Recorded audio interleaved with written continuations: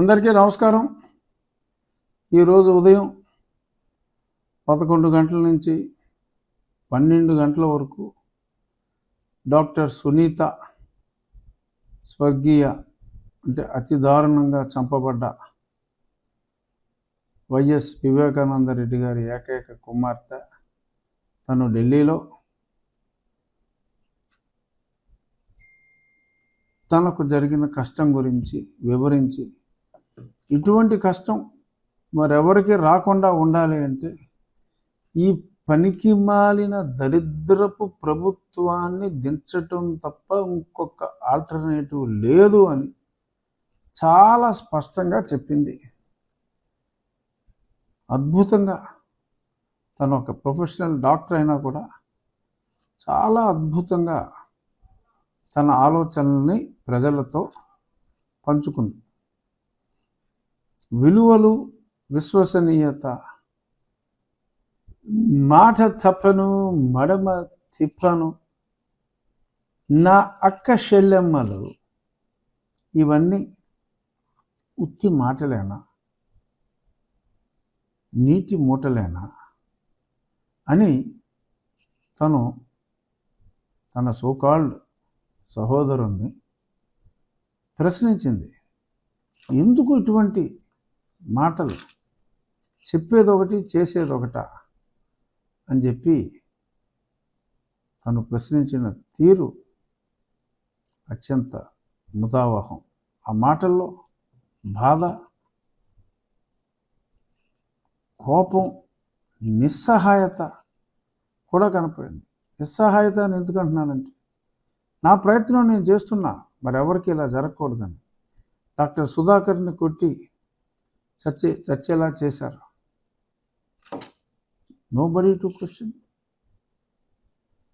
ఇంకొక అతన్ని driver సుబ్రహ్మణ్యాన్ని parcel చేసి పంపేశారు. Nobody to question. ఇలా ఎన్నో దుర్ఘటనల గురించి తను చెప్పి ఆఖరికి నా తండ్రిని, అతని సొంత చిన్నాన్నని కూడా నిర్దాక్షిణ్యంగా చంపితే ఇప్పటి వరకు 5 సంవత్సరాలు అయింది. ఎలక్షన్కి అయితే ఉపయోగపడింది జగన్మోహన్ రెడ్డికి. బట్ ఇంకా మళ్ళీ ఎలక్షన్లు వస్తున్నాయి, తేలలేదు. ఎందుకంటే ఈలోపే తేలిందంటే అతను తేలిపోతాడు కనుక తేలలేదు అనే ఆమె భావన అన్నట్టుగా స్పష్టమైంది. చాలా ఆ హత్య ఎంత దారుణంగా జరిగింది, ఇవన్నీ మనం ఎన్నోసార్లు మాట్లాడుకున్నాం. హత్య జరిగిన తర్వాత అంటే తను ఇంగ్లీష్లో చెప్పింది కాబట్టి నేను ఆమె చెప్పిందే నాకు తెలిసిన మరిన్ని వివరాలు జోడించి చెప్తున్నా. హత్య జరిగిన తర్వాత ఎవరో కూడా అనుమానించరు, నిజంగానే ఎవరో గిట్టని వాళ్ళే అంటే సొంత వాళ్ళ మీద అనుమానం రాలా. తను కూడా అలా అనుకుంది. మరి ఆ తర్వాత ముందుగా కంగారు పడి జగన్మోహన్ రెడ్డి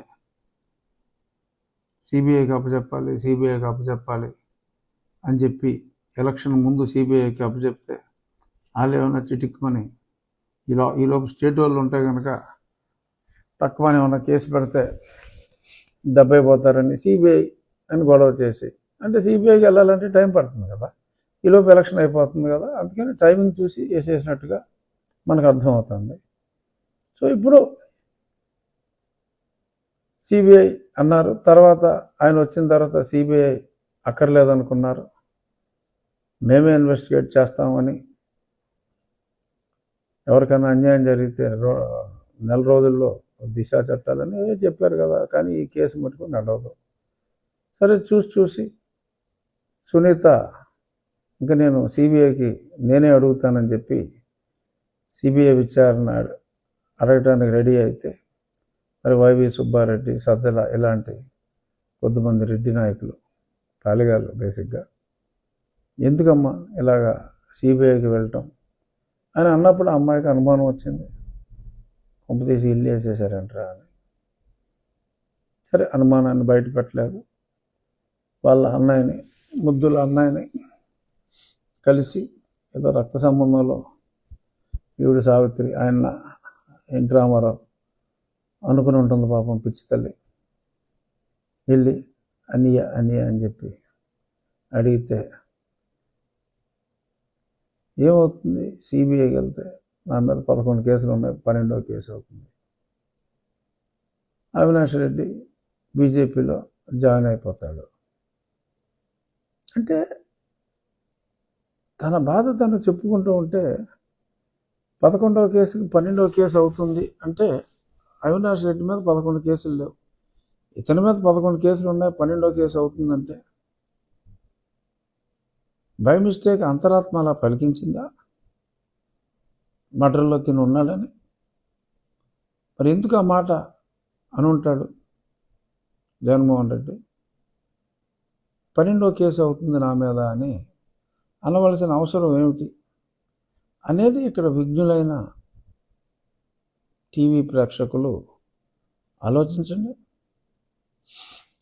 స్మెల్ రాట్లా? అమ్మాయి సిబిఐ విచారణ అడిగితే నా మీద 12వ కేసు అవుతుందని చెప్పి నేను ఎందుకు అన్నాడు చెప్పమా?